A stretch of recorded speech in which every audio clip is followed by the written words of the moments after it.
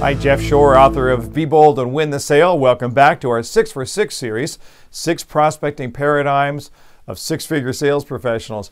You know, one of the problems with prospecting is that oftentimes sales professionals, they're not particularly excited about it.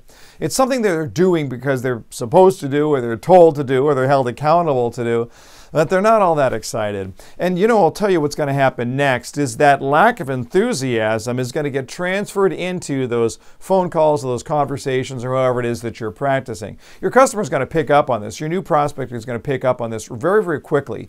They will see the resistance. They will see the hesitation. They will see the lack of enthusiasm. Oh, you might be saying all of the right words, but the power isn't there. It's just simply not convincing. And what we're going to find here is that customers want to do business with people that excite them, that invigorate them, that bring something to them that's positive and upbeat and encouraging. So I want to encourage you here now to think creatively about your prospecting. I'm not talking about creativity as it relates to what the customer will see. That's the side benefit. The creativity that I'm talking about is the creativity that you will feel.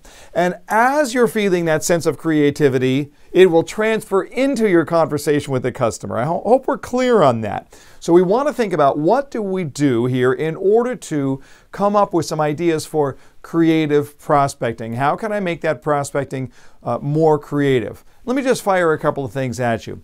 Here's one thing you can do.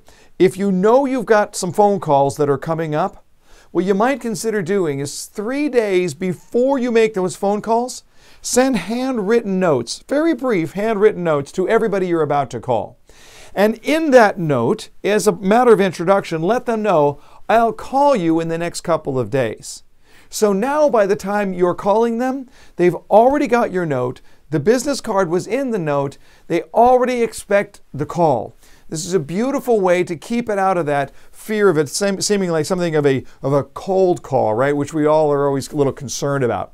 Send a handwritten note first. Here's the beauty of that. People don't get handwritten notes. So you automatically stand out. You give yourself an in for them to expect that call or that visit even before you show up. Here's a second tip.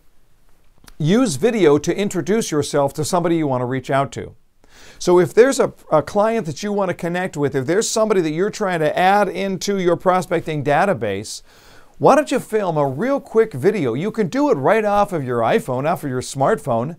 You could simply just set it there on a shelf and hit record and just record just a 20-second introduction. Because now what's going to happen is when you're calling that person, when you're visiting that person, they already have some context to see. Oh, this person is nice. This person's outgoing. Oh, and this person stands out. That they do things that nobody else is willing to do. Total cost, 0. Total time investment, a minute. Total impact, huge. Here's a third idea. If you're going to be prospecting to somebody, get on LinkedIn first. Look up and find out where are our moments of commonality.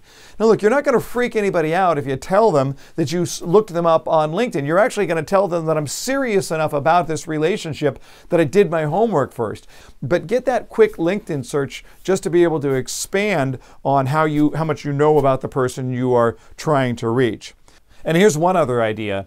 Give before you ask. You see, so much of prospecting is really about networking. And when we think about networking, the wrong way to think about networking is what can I get out of this relationship? The right way to think about networking is what can I offer to? What can I give to this relationship? Same thing with prospecting. You've got to approach it with the idea that I can bring something to this person. Think through, what does that person need from me? How can I bring something of value into that conversation?